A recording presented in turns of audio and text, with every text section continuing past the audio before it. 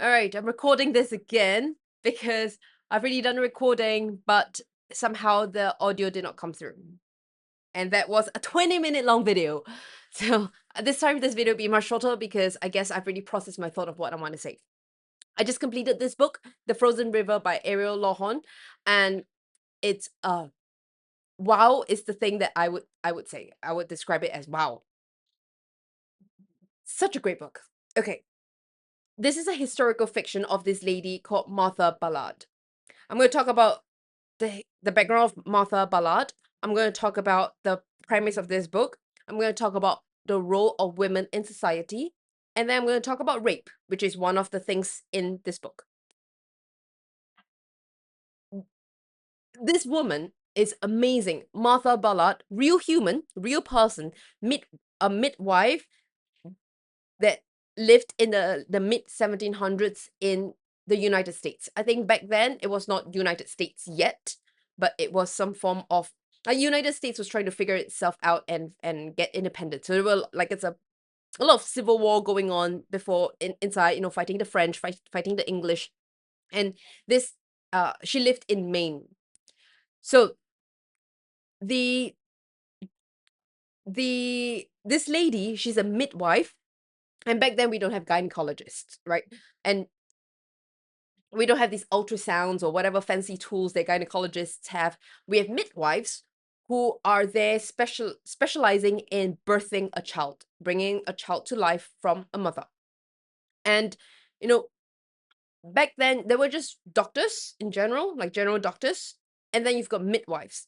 And midwives actually hold a very, very high, respectable standing in society. So midwives, yeah, they're important people in society. We still have midwives today, just less common. People usually go to the hospital and get the gynae to deliver the baby. So this book is based on this woman, Martha Ballard. Midwife in the mid 1700s. She has delivered 1,000 over births, and none of the mothers died. So back in the days, like I existed then. So back in the days, childbirthing in general is a very difficult thing. I've never given birth to a child yet, and I don't have the experience of that, but I know it's a very difficult thing. Sometimes the baby dies, sometimes the mother dies, sometimes both dies. Even in the modern day today, even in the hospital, go to a gynecologist. And so, um, this woman, this midwife Martha, she had over 1,000 births. No mother died. Of course, there are going to be a lot of stillbirths, but that's not really anyone's fault. Like the baby has died in the stomach, or in the process, the baby died. It is what it is. So, why is this woman so special? Couple of reasons. The first one is she wrote a diary. She wrote a diary almost accounting 27 years, almost like every day in 27 years of her life and her routine. Like child, daughter of whoever or person whoever gave birth to a boy, gave birth to a girl, name, what happened that day. Less of a personal diary, dear diary. Today I was offended, blah blah blah. No, it's a bit more of a journal account of what happened. And it almost makes me think, if you want to be famous like many, many years after you die, you just need to have a diary. You have Marcus Aurelius, which I also have a book somewhere on my bookshelf. And then now we have Martha Ballard. So, number one, she's famous because she wrote a diary to account for about 27 years of her life as a midwife. And just sharing about what happened during that day. So, she is a real person. She's also presented a lot of her diary accounts to court as part of evidence of what happened during that time. So number one, her diary. Number two, she was a midwife, so she's a healer. She's a medical practitioner, and she deals with a lot of things that's going on in the village, right? Because village will have like one or two midwives, usually one midwife, and she handles the birthing of kids or children. And so it's an account of life as a midwife, which is a high societal standing profession back then. And then the third thing is she's a woman. Back in the days, you don't have, I mean, even like, yeah, you rarely have account of women's successes. It's only in modern times where we started to record a lot of that. Back then, it will be like the record goes to the father, or once the daughter is married, to her husband. So this lady has no records of her in other places. They're all recorded under her husband, Ariel Ballard, but not her, Martha Ballard. And that is because you just, I guess the way to put it very crudely is women are just property of men. And so there is no success or any attribution to women. And so Martha Ballard's diary became very precious in the sense that it was also a documentation of women in that time. And this lady, she was a midwife, and she's a real person. I think her granddaughter went on to start Red Cross, and another lady in the family went on to be in the medical career. So she passed on a lot of things to her family, and she had like nine. She gave birth to 9 kids. 3 of them died when they were young. And then her kids also had a lot of kids. Back in the days, you're popping kids like you're popping cherries, or you just have a lot of kids. It's crazy when they talk about how people have like 9, 10, 11 kids. I'm just thinking about all these developed nations and the government just going, oh my God, I want to hear the statistic. So, yes, people now have like 0 kids. They have a dog or a plant. But back in the days, people have 9 kids. I guess there's no TikTok or entertainment to do. They just have kids. So, this Okay, so that's the woman, real person, real woman, real diary. You can buy the diary. Apparently, you can buy the diary for $350. Very expensive, I think.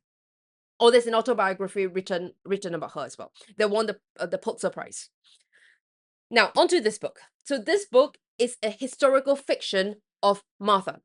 So I would say maybe the story is inspired by Martha's life, and it talks about a 6-month period in Maine between November and like April, springtime. And during this period, the things that happen in this village, there is a murder. It starts off with a murder, but the guy being murdered was an accused rapist, one of the 2 accused rapists of a person. And so it goes into a more story about, it's not just about murder, but it's about the rape case. And then you've got lots of shitty people. Actually, not lots of shitty people, mainly just 2 main shitty people. And then also just general like life and birth of children, babies, because it comes from a midwife's point of view. And in that setting as well, it talks a lot about, go on to the women's side of things, but just how women are being cared for or women are being treated back in the day. It just makes me very sad. We've come very far, and we still have a lot more to go. So the book talks about that.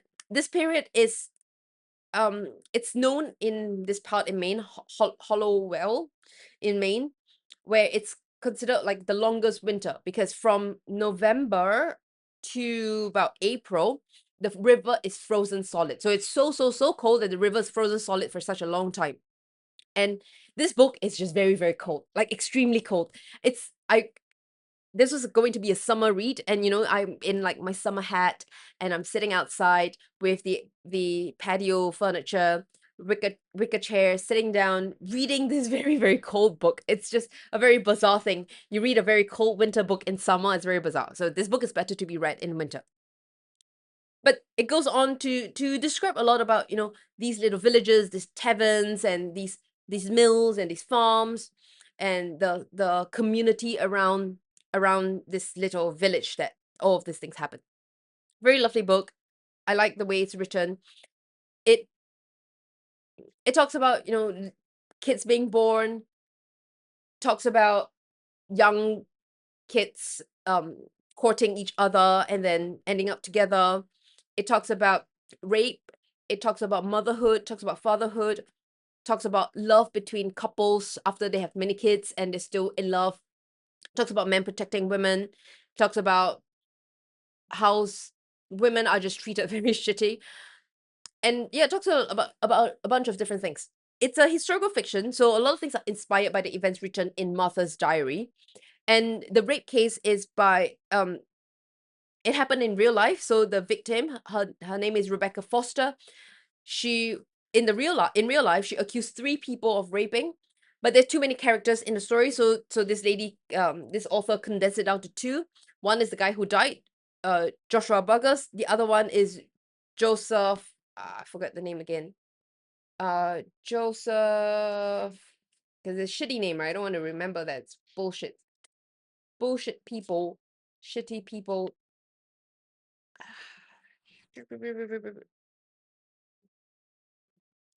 Joseph. What is the name? Anyway, it talks about this two people accused of rape. And you know, they did it, just that they didn't have enough evidence to catch them. And in real life, they walked away free. And in the book, one guy got murdered, which is the whole thing that transpired around the murder, and then the other one got castrated. Lovely. I sat down and read this book, and I dived into it very, very quickly. I finished it in 3-ish days. And once I picked the book up, it's very difficult to stop. I tried to do other things, but it was very difficult because I just want to sit and keep reading the book. It was that good. And also, because there were so many shitty things that happened, I just want to keep going through the chapters to look for justice. Because it's absolutely shitty that these rapists walk away scot-free.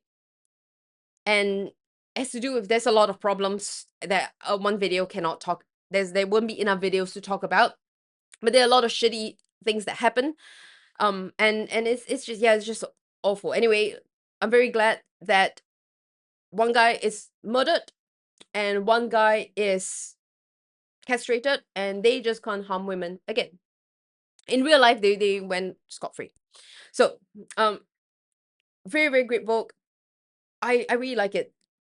Yes, there is the dark side of the murder and the rape, but in the book, there's also a lot of very beautiful things, like, young people courting each other and then like being shy but interested, and that kind of very cute stuff makes me feel like I want to be in love again with my first love of my life, kind of thing. And then it also talks about women protecting a man protecting their women, their wife or their daughters. Very, very lovely to see that, because the story talks about how women are just treated horribly, but if you are with the right person, it's very lovely to see. And some men do everything they can just to protect their women, and I really love that. And there are also different chapters where some of this couple, like Martha and her husband Ephraim, I think I'm butchering all the names, but Martha and Ephraim, they still, in the story, they're still teasing each other and still courting each other, even if after they have 9 kids, and they're still having sex all the time. And it's just very lovely to see that there is still this kind of attraction of each other despite having 9 kids and having your own life on your own, and still coming together, and they have just deep respect for each other, deep respect and deep love. And it's very hopeful, right? It's not just, oh, women have the shitty side of things, but if you choose right, or if you're lucky enough, then you can also have the other end of this paradise. Okay, so there were a lot of things that I had in the previous video, but I just don't remember them anymore, and I am very tired of repeating it, if I remember them anyway. So the 2 things I'm going to talk about, the first one is about I'm not going to hold this book up anymore. 2 things I'm going to talk about. The first one is about women's role in society. And I know we have come very far. That this book was in the mid 1700s, and it's 2026 now. We've come a lot of years, a couple hundred years. But we've come very far, and the treatment of women in society, the respect or the protection women get from law in society has improved greatly, and I'm very, very grateful for that. Like back then, if a woman is raped and the men went away, you can't find a man or whatever, and a woman is not wed and she has a baby out of a wedlock, because you can't do abortion as well, then the woman has to be fined. Like, you pay money, like you find 12 shillings, and there's a lot of money back in the day. And also women can't really get jobs. So anyway, the whole system is ridiculous, and I'm very mad talking about it. And I'm very mad right now. I'm not going to continue because I'm just very, very mad about it. It's just so stupid. It's the stupidest thing ever. Anyway, coming back to reality and the topic, women's role in society very important, right? Like midwife, mothers. Women play an important role in society, but they're not given that level of respect. Like when so Martha, because she's a midwife, when it goes to court, she can represent herself, but as a midwife, as a professional, as a subject matter expert. But if she represents herself as a woman, or as a woman representing themselves, you either need your father to be present or your husband to be present. Like, women are property of men, and they can't exist on their own. And I know this is the late 1700s, and it was a much shittier time. I don't think women can vote. Yeah, women can't vote then. And there were a lot of, kind of sucks being a woman. But also through the book, you also know, and then as a woman, you know that the amount of labor women provides to society, emotional labor and all different kind of labor. And men, it's not to say that men don't have that too. Men and women provides different kind of labor to society. All good, different but good. But men and women don't seem to be have given the same respect and treated equally in front of the eyes of the law. Back in the 1700s and still today. It has gotten a lot better. I know it has gotten a lot better. We still have a long way to go. And so I'm very grateful to be a woman. Very, very grateful. I would not choose otherwise. I'm very grateful to be a woman. And I think it's I don't know what being a man is like, but I enjoy being a woman. And I also know that being a woman, sometimes you just have to deal with more things. Shitty stuff, right? And yeah, so I'm very grateful for a book like this where we get to acknowledge women's role in society, important role in society that the society doesn't give enough respect of until the time is right, until someone died, and you need all her diaries and her account of whatever happened. And on to that is my second topic of rape. So in this book, there were a lot of like fucking rape going on. Oh, it's awful. I'm very grateful that I've not been sexually assaulted in my life. The only time is this guy tried to kiss me one time, and obviously he did not succeed to do it. I bite him really, really hard, and I'm always biting people when I'm drunk because I don't want people to touch me. I hate people touching me. And he learned his lesson, and that never ever happened again to me or to anyone else. So it's women like this book. It's just so many rape going on. There's one key rape thing, which is these two men accused of raping this lady, which they definitely did. They just didn't get didn't get the justice by the law. And in her book, in her afternote, she said back in the days, like 33%, a woman is 30, like one, the probability of you getting raped is like 33%, one third. It's nuts. That's absolutely nuts. Yeah, it's crazy. And I know that a lot of women around me, and I never knew this earlier, but until I guess I learned a bit more, I got to be less naive. Then I realized there are a lot of women around me that have been assaulted, not raped, not raped all the time, but there were a lot of like sexual assaults. It's ridiculous. It's horrible, and it's very hard to prove, right? Like in the book, one of the courts about this rape thing, and then the the bad guy's lawyer was like, oh, you don't have any witness around, so it's your words against mine.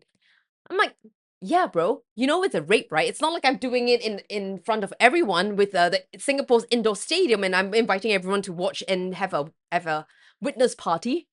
So it's just fucking ridiculous. All these assault that women have to go through, and then not getting the right part, like not getting the right justice to it. It's just so frustrating.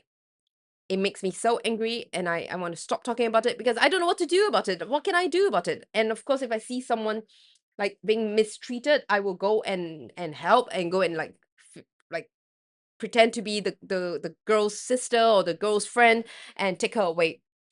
I have never done that before because I've never seen that happen before. But I know that like a lot of bars and pubs, or clubs, at the woman's toilet, they always say like if you are in danger of being trafficked or being assaulted, you can ask for a special drink and a bartender will help sort this out. Yeah, and it just feels like it's so helpless. Reading the book is it feels so helpless because like what can you do? And if you speak up, you just get ostracized by the whole village because that's what happened to Rebecca Foster who got raped. You just get ostracized by the whole village and then what? What do you do? And then these guys are not brought to justice. So in real life, these guys were not brought to justice. In the book, one got murdered, one got castrated. Good job. They can't do that to other women again. And till today, right? Like, yeah, there are men are more careful now, for sure, like asking for consent and being more mindful, which is good. And of course, it goes the other way around. Like a lot of men are also accused of rape, but they didn't do it. These women are also crazy. So I know it's a very touchy topic for all genders involved. But oh my god, sometimes it just sucks being a woman, and I really don't know what to do about that, and it makes me feel so horrible. But yeah, I don't know what to do about that. I don't know what I can do to change. The only thing I can do is if I see someone in trouble, I'll step forward and protect them, and then yeah, maybe I go learn martial arts, and at least I could punch someone in the face and in their balls if they want to hurt anyone. Otherwise, I don't know what else you could do. So anyway, great book. I love it, and I highly recommend. Bye.